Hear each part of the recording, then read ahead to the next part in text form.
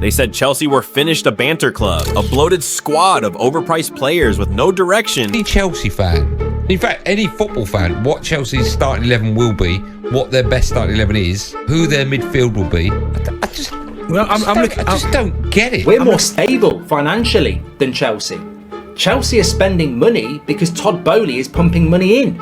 He's finding ways to pump money in. But on July 13th, 2025, in front of 82,000 fans at MetLife Stadium, they proved everyone wrong, mocked, written off, led by a manager they claimed was out of his depth. Too many players, no identity. They won't even make it past the group stage. But Chelsea were listening. Maresca was watching. Please. I'm going PSG, 3-1 to PSG.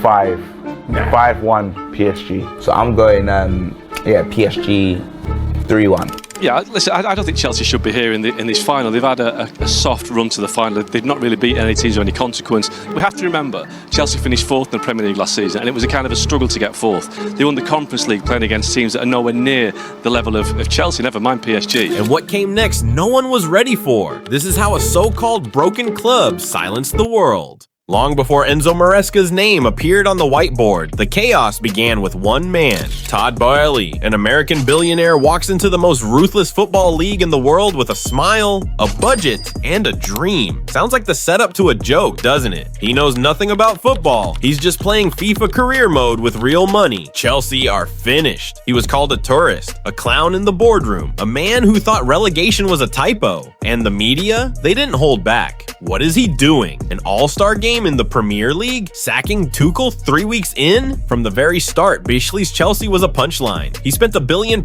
in 1 year. Not on one superstar, not on a Messi, not on a Mbappe, but on pieces. Raw ones, young ones, unknown ones. And the result? Chaos. Sacked managers, disjointed lineups, players changing in corridors, a dressing room so crowded some didn't know if they were starters or interns. The critics circled, this isn't a rebuild, this is a meltdown. Chelsea are finished as a serious club. And here's the thing, for a while, it looked like they were right. He's not even proved he can run a Premier League club well yet. I mean, he sacked a manager after 3 games, having spent 250 million. So straight away you're thinking, that's not right. So he's not made a great start.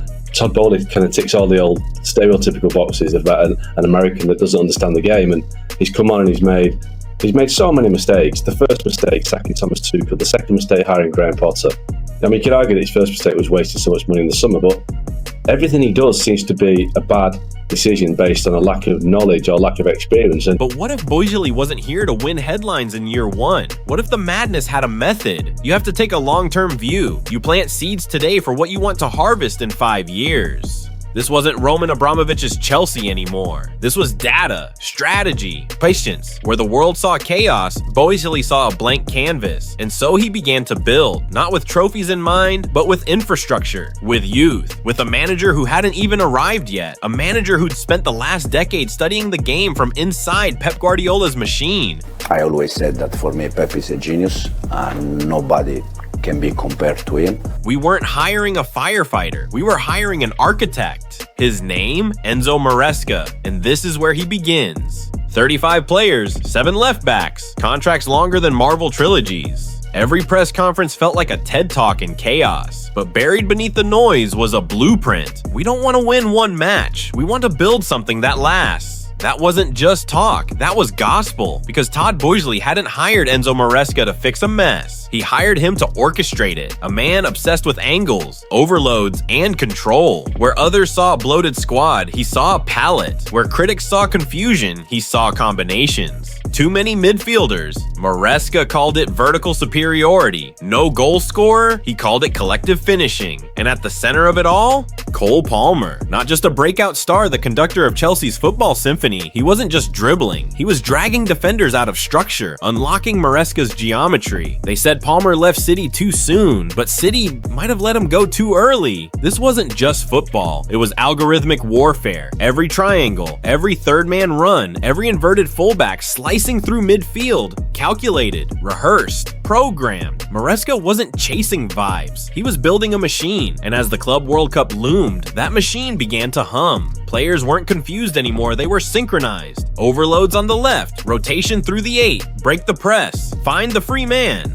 D-Lap and Joao Pedro signed mid-tournament not out of panic, but out of precision. Their movement between the lines, their ability to receive under pressure, exactly what the system lacked, exactly what Maresca demanded. They said Chelsea were too chaotic to compete at the highest level. What they missed was that chaos is only dangerous when it's uncontrolled. Under Maresca, chaos became choreography, and the Club World Cup, it wasn't just a tournament, it was the unveiling. A 32-team Club World Cup against the world's elite, with a manager who'd never won a major trophy, with a squad so deep it looked more like a small country's census? The laughter was audible. Who have they even beaten? Let's see them face real opposition. Another Chelsea project destined to collapse. But what they didn't see, what they refused to acknowledge, was that behind the chaos, there was a quiet architect at work, Enzo Maresca, not panicking, not scrambling, not trying to prove himself to the noise, building. While they counted his signings and mocked his spending, he was counting passes, studying angles, perfecting the geometry of his vision. The pundits saw £60 million spent on Joao Pedro mid-tournament and screamed desperation. Maresca saw precision, a final piece, a calculated addition to complete his machine. They said Chelsea had no plan. They said the squad was too big. They said, but they never asked the right question. What if they're wrong? Yes, the squad was massive. Yes, the spending was staggering, but behind the noise was quiet calculation. Every signing was a seed, and Enzo Maresca, he was the gardener. While pundits complained about too many midfielders, Maresca was creating overloads, numerical superiority, staggered holding pivots, the third man runs, pockets of space surgically opened between the lines. The attackers didn't just play wide, they pulled defenses apart for underlapping midfielders to slice through, and the signings, they weren't panicked, they were precise. Joao Pedro's movement in tight spaces, his ability to find pockets between the lines, Liam Delap's physicality and aerial threat, Mamadou Sarr's composure building from the back, each piece carefully selected, each role meticulously defined.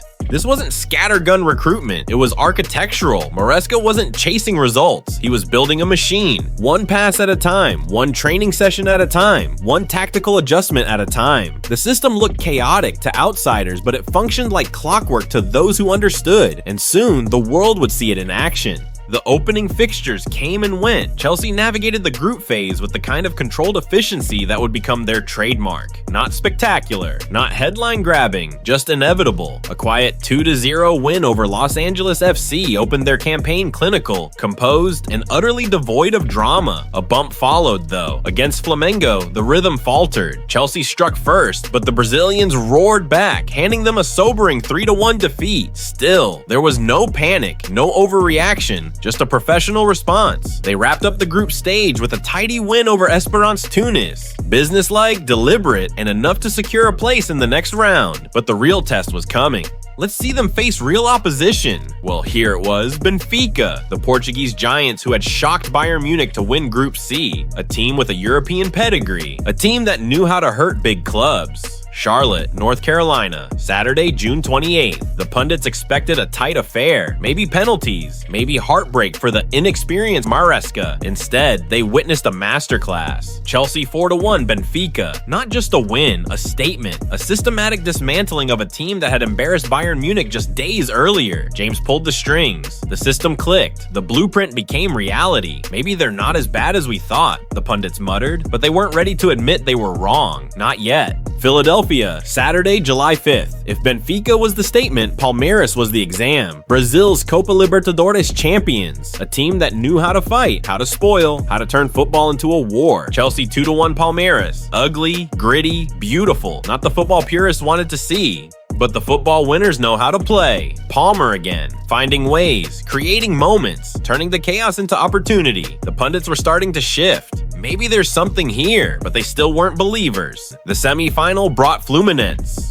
Another Brazilian challenge. Another test of Maresca's system against South American intensity. But this time, Chelsea didn't just win, they dominated. Chelsea 2-0 Fluminense. Joao Pedro scored twice on his first start. The £60 million man that the pundits had called a panic buy was proving to be the missing piece. The tactical suffocation was complete. Fluminense barely had a sniff. Palmer orchestrated. Pedro finished. The system hummed. Chelsea booked their place in the final of the 2025 FIFA Club World Cup with a 2-0 victory over Fluminense. The The pundits were running out of excuses, and then came the final. Paris Saint-Germain, the ultimate test, the billion-dollar showdown. Dembele, Kvaratskhelia, Doué, Vitinha, Hakimi, Donnarumma against Maresca's chaotic Chelsea. Except it wasn't chaos. Not anymore. The stage was set. MetLife Stadium. The world is watching. The pundits about to eat their words. PSG will expose them. Dembele will have too much pace. The experiment ends here, but what they witnessed wasn't an ending. It was a masterpiece. The opening. From the first whistle, something was different. This wasn't the Chelsea the pundits had been dissecting. This wasn't the chaotic team they'd been mocking. This was a machine. Precise, relentless, beautiful. Palmer dropped deep, not hiding, orchestrating. The 23-year-old who'd been found out was about to conduct a symphony. The system clicked immediately. The 3-2-5 in possession that pundits had called overcomplicated was carving PSG apart with surgical precision. The first goal, 22nd minute. Palmer found space between the lines. He didn't just score, he announced himself. 1-0 Chelsea. The pundits' narrative cracked. Lucky start. PSG will respond. But PSG couldn't respond because they were fighting the system, not just the players. 8 minutes later, Palmer struck again. This time, it wasn't luck. It wasn't individual brilliance. It was the machine working exactly as designed. The build-up play they'd mocked was now dissecting the Champions League winners with mathematical precision. Palmer's movement, his timing, his finish. 2-0 Chelsea. The stadium erupted. The pundits fell silent. Cole Palmer, who'd been freezing cold from January through June, sank the favorites with 2 goals inside the first half hour. An exquisite pass. A moment of pure vision.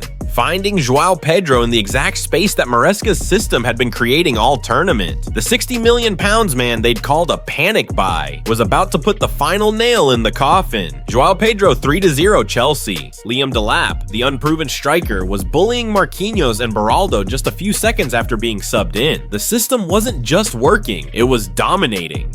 While Luis Enrique tried to adjust, Maresca was already 3 steps ahead. Maresca didn't just adapt to Luis Enrique, he preempted him. Chelsea are Club World Cup champions for the second time after a stunning 3-0 defeat of Champions League winners Paris Saint-Germain on Sunday at MetLife Stadium. The pundits sat in stunned silence. The narrative they'd crafted lay in ruins. The manager they doubted was holding the biggest trophy in club football. The system they'd mocked had just dismantled the Champions League winners. The signings they'd dismissed had just delivered the perfect performance. And in that moment, as confetti fell and Chelsea celebrated, there was something beautiful about the silence. Not from the Chelsea fans, they were singing. From the pundits, the ones who'd spent months crafting narratives about chaos and failure. The ones who'd questioned every signing, every tactic, every decision. They had nothing left to say because the football had spoken. And it had spoken in 3 languages: Palmer, Pedro, perfection. This is how Maresca's Chelsea silenced the pundits. Not with words, with wins, not with promises, with performance and silverware. And now, as the dust settles and the narratives shift, one thing is clear: Chelsea aren't just coming, they're here and they're just getting started.